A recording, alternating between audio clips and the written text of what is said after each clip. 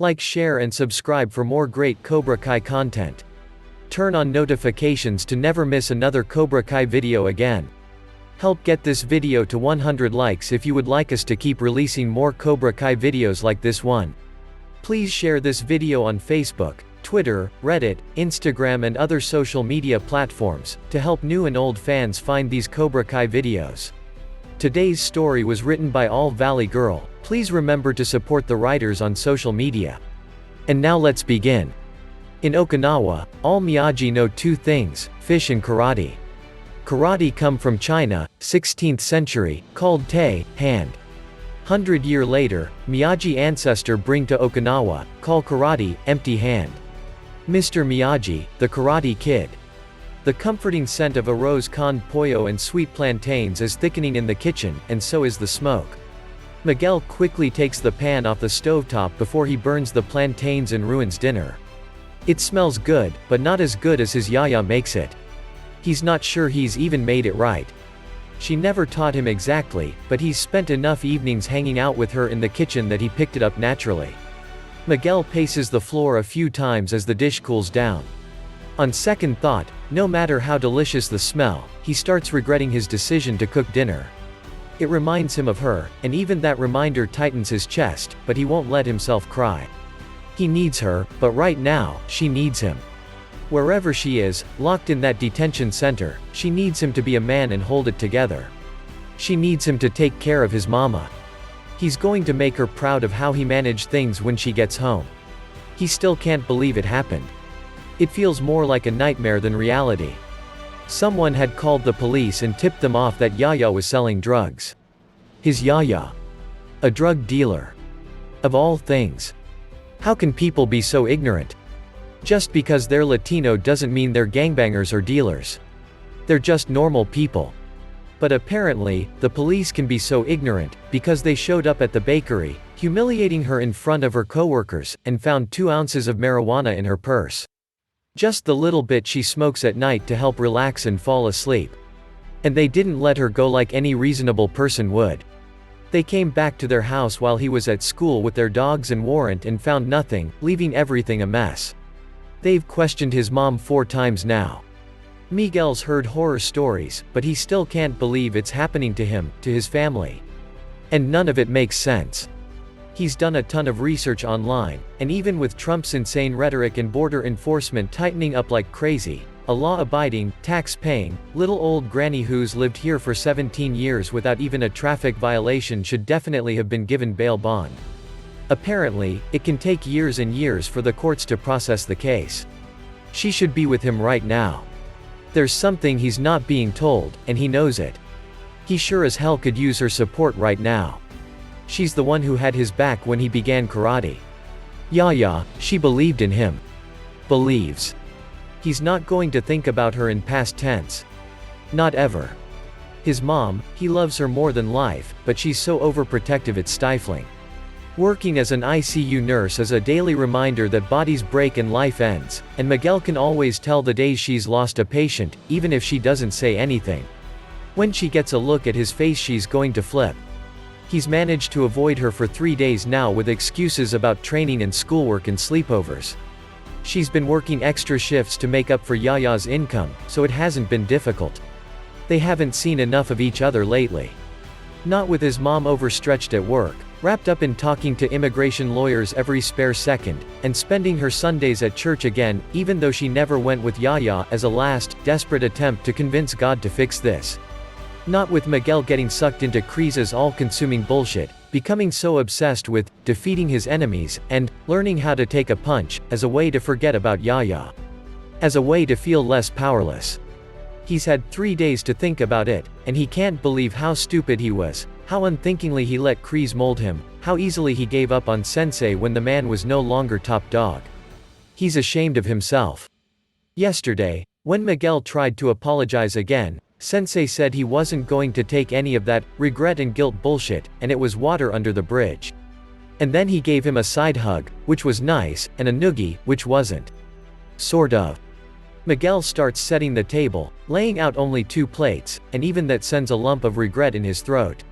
Behind him, the lock clicks and the door rattles open. "Oh, Miggy, you've made dinner." And he turns around to face her. And face her reaction. Mom, come on." He's chasing her out the door and she's cussing in Spanish, in a low, terrifying voice. She's not even listening to him. "Mom. I'm fine. Seriously, I'm fine." Miguel touches her shoulder, trying to calm her down, but she shrugs him off sharply and beelines for Sensei's door. Before he can stop her, she's pounding on it, with not even just her fist, but her whole forearm. She's a small woman, but she's putting so much force into that knock that the silver hoops in her ears are swinging back and forth and the curls in her ponytail are smacking her eyes. It's a war drum. Miguel clasps his hands together behind his head, arches his neck, and groans. "Come on, Mom," he whines. It's not his fault. Sensei's even braver than Miguel ever guessed because he actually opens the door. He's barefoot, wearing gray sweatpants, the retro kind that have elastic at the ankles. He hasn't shaved, and his white t-shirt looks stained with sweat and beer. Great. Just great. "Carmen, I know, I'm sorry." She shoves Sensei's chest. He doesn't block, he doesn't use any of the defense he's drilled so ruthlessly into Miguel. He just holds out his hands in a helpless, wordless apology. She grits her teeth and slaps him right across the face. Miguel cringes. "I deserved that," Sensei says. "You're damn right." She shakes her head. "Not only did you get him beat up again, but you had my son keeping it from me, lying to me." "Mom, that wasn't Sensei's fault." Miguel shouts. They both turn to him. He takes a deep breath. "Sensei Lawrence had no idea I was avoiding you. I didn't want you to be upset, okay?" "No, Miguel," his mom says, her voice quivering with anger. "It's not okay. We don't keep secrets in our house. You know that." Miguel crosses his arms and narrows his eyes. "Do you? What are you talking about?" He bites down on his lower lip and drops his eyes. He's not sure he has the courage to confront her. He's not sure he can handle the truth, whatever it is. He clears his throat and speaks to the gravel.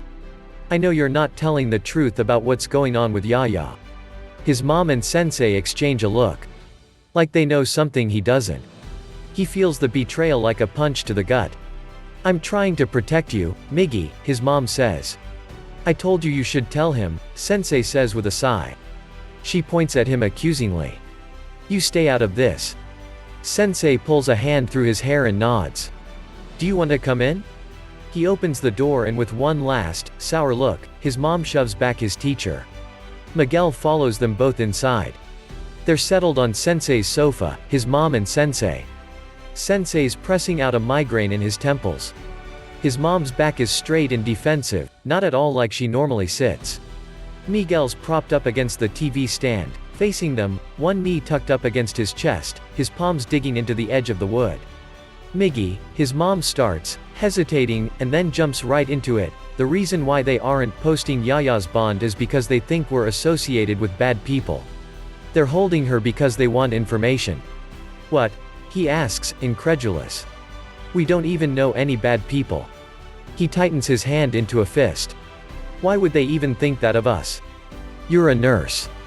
Yaya's a pastry chef." He sees his mom and Sensei exchange that look again, and his rage turns into dread. "We don't, do we? We're not involved with any bad people." He's not sure if it comes out as more of a statement or a question, but his voice is breaking and he wishes he had his growth spurt earlier so he could stop sounding like a middle school loser. "Mom, is someone threatening you?" he asks quickly in Spanish. He didn't mean to exclude Sensei, it came out automatically. He's been bilingual since he first learned to speak, but Spanish is more comfortable, more real to him somehow. English is friends in school and the outside world. Spanish is home. He rarely dreams in English. His mom shakes her head, and her eyes are brimming with tears. "No one's threatening me, Miggy," she answers in English. "We're safe. There's no one out to hurt us, but I've kept some things from you. About why we left Ecuador. You left because there weren't any jobs. You left because you wanted me to get a good education." Yes, I did. "I do," his mom says, too fast. "But there's more." Miguel tightens his grip against the edge of the stand. He feels pressure against his palms, and pushes deeper against it. Your father. I was very young. 18. A teenager. I was in love with him, and everything happened so quickly. And when I found out the truth about his job, when I found out what kind of person he was, I knew I had to leave, for our safety. What do you mean? Your dad's a drug lord, kid. His mom looks about ready to slap Sensei again, but Miguel's grateful for the blunt truth. Even if he's sick to his stomach.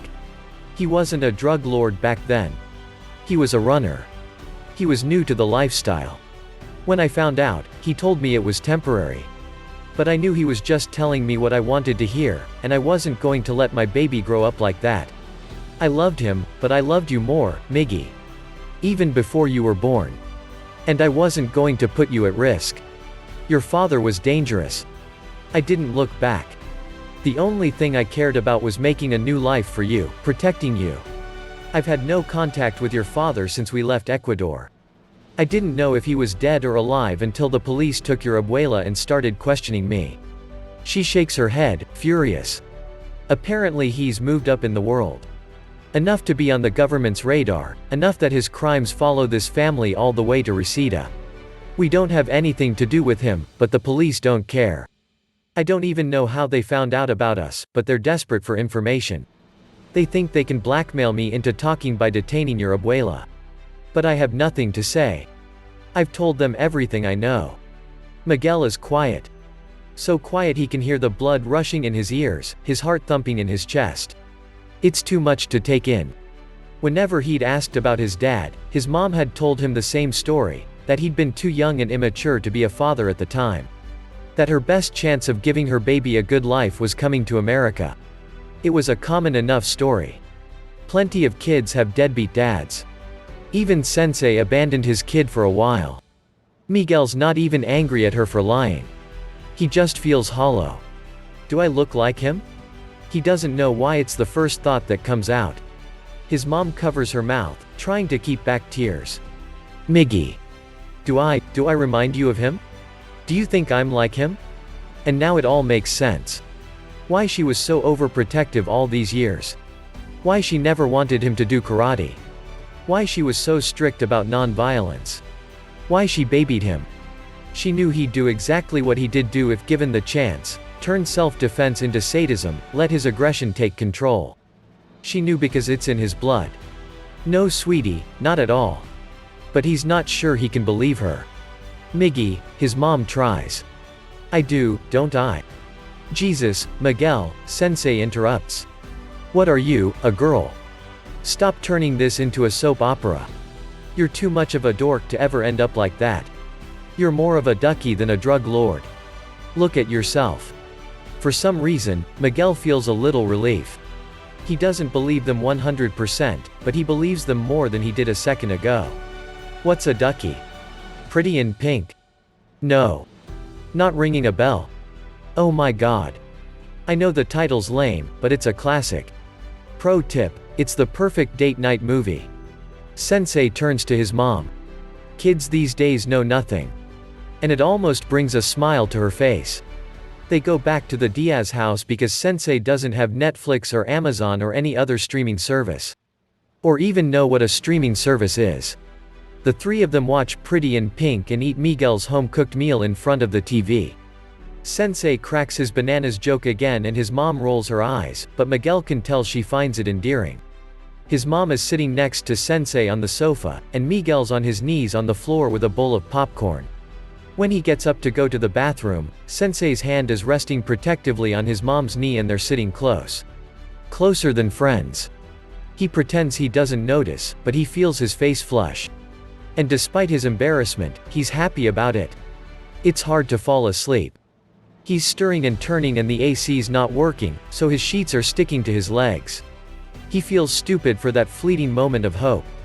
He can't get ahead of himself, wanting things that won't ever be. Real men don't date women with kids. They don't raise other men's children. It's too much baggage. Too much work. In the past, boyfriends have dropped his mom because of him. She's never said it, but he knows it. And Sensei didn't want to be Robbie's dad, and Robbie's his own flesh and blood. so Miguel's sure as hell not arrogant enough to imagine Sensei would want to be his dad. He's only another student, even if they are close. Actually, he's lying to himself. He is imagining it. Which only makes it harder to accept a happy ending like that won't ever happen. He squeezes his eyes shut, tries to force himself to fall asleep, but of course that doesn't work. He feels more alone than ever. He wishes he could sneak back into his mom's room like he used to when he was little. When she would soothe away the nightmares and rock him to sleep. He wishes he could find Yaya on the porch, take in the stale smell of her late-night joint, listen to the stories about when she was a little girl, or her snarky remarks about the bakery customers. He wishes he could find an excuse to go knock on Sensei's door so he wouldn't have to be alone. His abuela's gone, and he has no idea when or if he'll get her back. He has no idea how she's being treated. What if they don't let her take her blood pressure medication? What if her bed is uncomfortable? What if she doesn't have privacy? He's disappointed himself and disappointed Sensei for not standing up to Kreese all these months. And he can't get that damn old man's words out of his head. Wimp. Pussy. Weakling. Bitch. Girl. And now he knows that every time his mom looks at him, deep down she's looking at the mirror image of the evil, drug-dealing murderer she ran away from all those years ago. He knows she's looking at the kind of person he could grow up to be. He'd lost Sam because he let his aggression take control. She saw the truth about him before he could see it himself. He curls his knees up tight against his chest and tries to will it all away. He wonders if there's ever a middle, a place between being a pussy and a monster. A way to be normal again. He doesn't want to go back to who he was before he met Sensei Lawrence, but he can't handle feeling like this either, like he has to be on top or he's nothing. For a moment there last spring, it felt like he had the whole world in his hands. He had Sam. He had his mom and abuela at his back, cheering him on, rooting for him. He was so close to Sensei, who'd given him everything, his confidence, his strength, his friends. It's probably completely idiotic, and it's too late to change how he feels, but he's pretty sure he loves him. Not that he'd ever tell him. Sensei would call him a homo or something. He's only ever loved his mom and Yaya before and he really hates himself for being so stupid. Everything is slipping away, and he doesn't trust the things that are left. He doesn't trust that he deserves them. He doesn't trust they won't be taken away from him, too. And that's the end of the story. Did you enjoy it? Let us know what you think in the comments. Help get this video to 100 likes if you would like us to keep releasing more Cobra Kai videos like this one. Don't forget to subscribe, and turn on notifications to never miss another Cobra Kai video again. Please share this video on Facebook, Twitter, Reddit, Instagram and other social media platforms, to help new and old fans find these Cobra Kai videos. And we'll catch you in the next one. Peace.